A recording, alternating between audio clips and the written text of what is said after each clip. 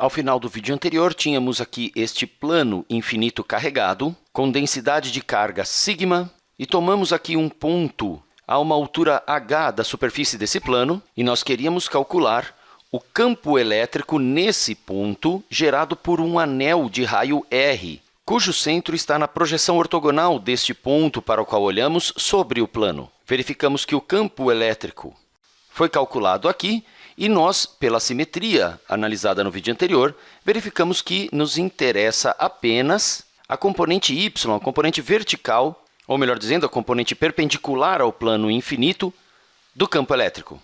Isso porque o campo elétrico gerado por qualquer ponto do plano tem a sua componente paralela ao plano cancelada pela componente horizontal do campo elétrico gerado por um outro ponto diametralmente oposto àquele ponto tomado inicialmente, tendo como centro a projeção ortogonal do ponto onde se encontra a nossa carga de prova sobre o plano.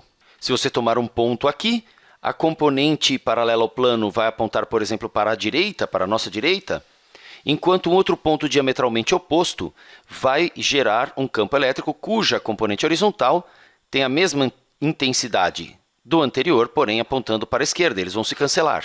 E com essas ideias, ao final do vídeo, nós calculamos cuidadosamente qual é a componente y, ou seja, perpendicular ao plano infinito, do campo elétrico gerado pelo anel, a uma altura h sobre o nosso plano infinito. Então, o que vamos fazer agora é somar todos os campos elétricos gerados por todos os anéis com raio infinito até raio zero e olhar para a componente y total do que vamos obter. Vou desenhar novamente aqui o plano infinito, lembrando que ele é infinito em todas as direções. Temos aqui o ponto sobre o plano a uma altura de h unidades, sobre o qual queremos descobrir o campo elétrico. Na verdade, estamos interessados em calcular a componente vertical do campo elétrico, já que as componentes horizontais, ou seja, paralelas ao plano, se cancelam. Nós já calculamos o campo elétrico e a componente vertical desse campo elétrico devido a um anel de raio R, que estou representando rapidamente aqui. E esta expressão é o que dá a componente y do campo elétrico naquele ponto devido a este anel. E o que vamos fazer aqui é usar uma integral para calcular o campo elétrico total devido a todos os possíveis anéis sobre o nosso plano infinito. Então, o campo elétrico total vai ser igual à integral de um raio indo de zero até o raio infinito. Então, esta integral vai nos dar a soma de todos os campos elétricos de todos os anéis possíveis. E eu sei que o campo elétrico gerado por um anel de raio R é este que já calculamos aqui. Então, ficamos com a integral da expressão KH 2π sigma R dr sobre h ao quadrado mais r ao quadrado, tudo elevado a 3 meios. Agora, precisamos trabalhar com o cálculo desta integral e vamos simplificar um pouquinho, retirando da expressão algumas constantes.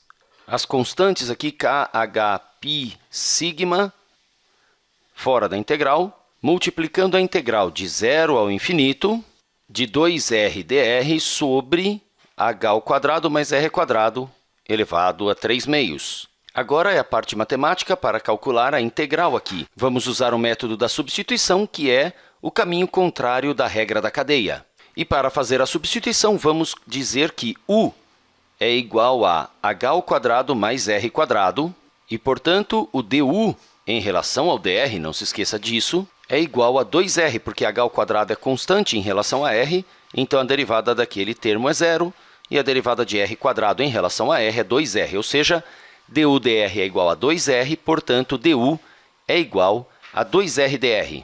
Então, agora vamos focar na antiderivada de 2r dr sobre h ao quadrado mais r quadrado elevado a 3 meios, mas fazendo a substituição de h ao quadrado mais r quadrado por u e du, ficando no lugar do 2r dr, vamos ter a integral de du sobre u elevado a 3 meios, que é equivalente à integral de u elevado a menos 3 meios du, e agora temos a integral da potência. Essa regra é uma regra extremamente simples, e vai nos dar menos 2 u elevado a menos 1 meio, o que nos dá menos 2 sobre a raiz quadrada de h ao quadrado mais r ao quadrado. Já estou fazendo a volta para a variável r. Ainda deveríamos colocar aqui o mais c daquela constante, mas como vamos calcular a integral definida, os c's iriam se cancelar, então não vou precisar escrevê-los aqui. Voltando então à nossa integral definida, esta expressão toda vai ficar k, h, π sigma, vezes o menos 2, esse menos 2 é constante, multiplicando, pode sair da integral. Tudo isso multiplicando, agora entre parênteses, vamos aplicar os limites da integração, que seria 1 sobre a raiz quadrada de h ao quadrado mais r quadrado, calculado entre 0 e infinito. Agora vamos ver o que é esta expressão. O que é 1 sobre raiz quadrada de h ao quadrado mais infinito, ou seja, quando r tende a infinito. Bem, a raiz quadrada de infinito continua sendo infinito e 1 sobre infinito tende a zero. Então, esta expressão, quando r tende a infinito, é zero, menos a mesma expressão aplicando zero no lugar do r. Quando r é zero, ficamos com 1 sobre a raiz quadrada do h ao quadrado, apenas isso. Então, temos aqui menos 2kh π sigma vezes 0 menos 1 sobre a raiz quadrada de h ao quadrado. E isso tudo nos dá menos 2kh π sigma vezes menos 1 sobre h, porque h ao quadrado raiz quadrada cancelou, já que h é positivo. E aqui o menos vezes menos vai nos dar um resultado positivo, e o h aqui do denominador cancela com o h desta outra parte da expressão. Finalmente, a simplificação de tudo isso nos dá simplesmente 2k π sigma. E o que obtivemos aqui? O que é esse resultado? Esse resultado é o campo elétrico resultante em um ponto situado a uma altura h de um plano infinito carregado. E o que nos chama a atenção é que este é o campo elétrico naquele ponto, mas não aparece h nesta expressão. E isso significa que a magnitude do campo elétrico não depende da altura na qual estamos tomando um ponto sobre o plano infinito. E isso significa que temos um campo elétrico constante. Ou seja, em qualquer ponto flutuando sobre o plano carregado infinito, vai estar sujeito ao mesmo campo elétrico.